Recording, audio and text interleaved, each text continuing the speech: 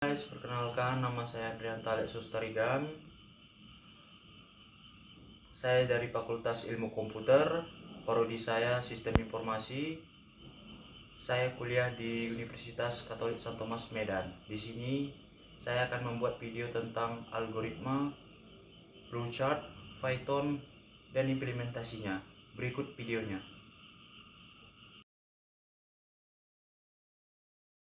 Baik, di video ini saya akan menjelaskan tentang algoritma, flowchart, Python, dan implementasinya. Algoritma adalah langkah-langkah atau sekumpulan instruksi yang disusun secara sistematis untuk menyelesaikan suatu masalah. Sederhananya, ini seperti resep masakan, langkah demi langkah yang harus diikuti agar menghasilkan hidangan yang diinginkan. Dalam catatan sejarah, Abu Ja'far adalah ahli matematika dan astronomi Persia, penulis buku Al-Jabar. Dia adalah pencetus pertama algoritma karena di dalam buku tersebut Abu Ja'far menjelaskan langkah-langkah dalam menyelesaikan berbagai persoalan aritmatika atau aljabar. Ciri dari algoritma menurut Donald E. Knuth, penulis beberapa buku algoritma abad ke-20, menyatakan bahwa ada beberapa ciri algoritma, yaitu algoritma mempunyai awal dan akhir. 2. Setiap langkah harus didefinisikan dengan tepat sehingga tidak memiliki arti ganda, tidak membingungkan, atau not ambiguous. 3. Memiliki masukan input atau kondisi awal. 4. Memiliki keluaran atau output atau kondisi akhir. Algoritma harus efektif. Bila diikuti benar-benar, maka akan menyelesaikan persoalan. Sifat dari algoritma.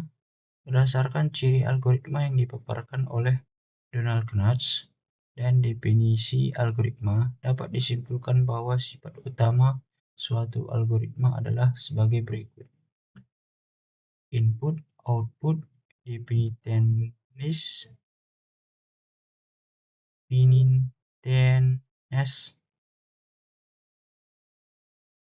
Struktur dari algoritma terdapat bagian kepala, header, 2. Bagian deklarasi atau definisi variabel, 3. Bagian deskripsi atau rincian langkah. Mengapa perlu algoritma? Algoritma diperlukan karena beberapa alasan sebagai berikut. Skalabilitas, 2. Penyelesaian, 3. Efisiensi, 4. Implementasi. Algoritma diimplementasikan dalam berbagai bahasa pemrograman. Hal ini memungkinkan komputer untuk mengaksesnya dan menghasilkan hasil yang diinginkan. Flowchart.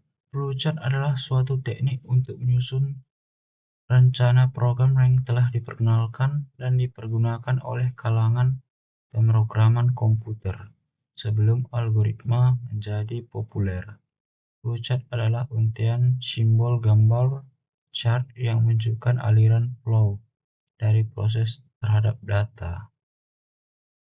Program flowchart yaitu simbol-simbol flowchart yang digunakan untuk menggambarkan logik dari proses terhadap data. Sistem flowchart merupakan simbol-simbol peralatan sistem komputer yang digunakan untuk menyatakan proses pengolahan data.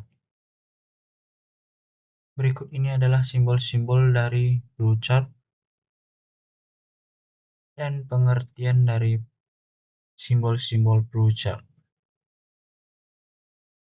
Python adalah bahasa pemrograman yang populer dan mudah dipelajari. Python sering digunakan untuk pengembangan situs dan perangkat lunak, membuat analisis data, visualisasi data, dan otomatisasi tugas.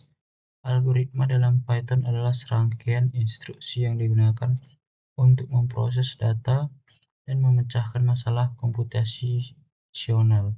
Algoritma merupakan fondasi utama dalam pemrograman dan dapat diimplementasikan dalam berbagai bahasa pemrograman. Baik, kita akan masuk ke implementasikannya. Untuk membuat algoritma, kita menggunakan flowchart, base code, bahasa deskriptif. Implementasi dapat kita gunakan dari bahasa pemrograman seperti Python, JavaScript, Java, C, C++, Visual Basic, R, Cobol. Bagaimana menuliskan Python? Kita dapat menuliskan Python secara online dan offline. Untuk bagian online, aktifkan web browser, buka Google, ketikkan Python editor online, kemudian klik Python editor. Untuk langkah offline, kita bisa mengunduh atau mendownload Python sesuaikan dengan spesifikasi komputer Anda. Misalnya versi Python 3.12.7. Untuk menggunakan bahasa pemrograman dan algoritma, kita dapat menggunakan laptop. Untuk sistem operasinya kita bisa menggunakan Windows 11 atau Windows 10. Prosesornya kita bisa menggunakan Core i5 atau Core i7. Untuk RAM-nya kita bisa menggunakan 8GB atau 16GB. Untuk SSD hard disk 512GB atau 1TB. Latihannya. Buat algoritma untuk menentukan nilai dari kecepatan dari rumus ini.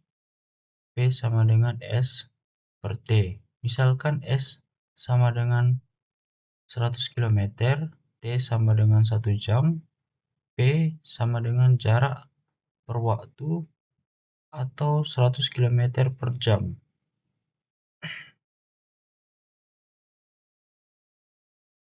Kita masuk ke Google Chrome. Di sini kita bisa masuk ke online Python. Baik. Untuk mengubahnya menjadi bahasa, mendapatkan jawabannya di Python ini kita bisa mengetikkan S sama dengan 100, kemudian di belakangnya pagar 100 km, T sama dengan 1, atau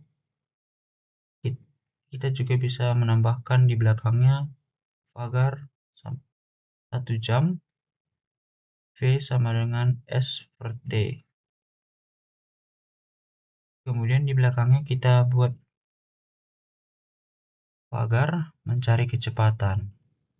Kemudian kita ketikkan print pagar titik 2 S pagar jarak pagar sama dengan titik 2 koma S koma titik 2 kilometer titik 2 pagar, tutup kurung, baru kita print tutup kurung titik 2 T buka kurung waktu tutup kurung sama dengan titik 2 koma T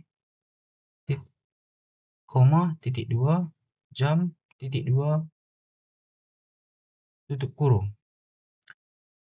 print titik buka kurung titik 2 V sama dengan jarak per waktu titik 2 koma V koma titik 2 km per jam titik 2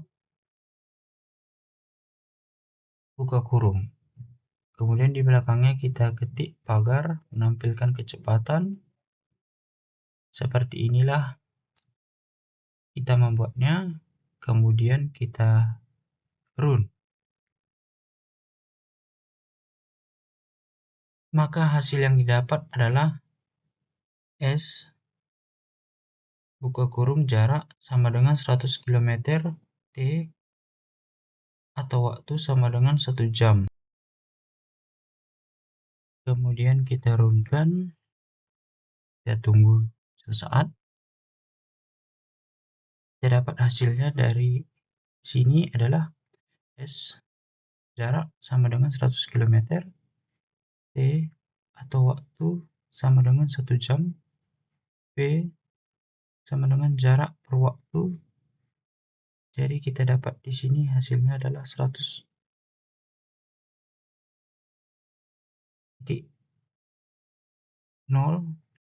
km per jam. Demikian pembahasan saya di video ini. Sekian dari saya dan terima kasih.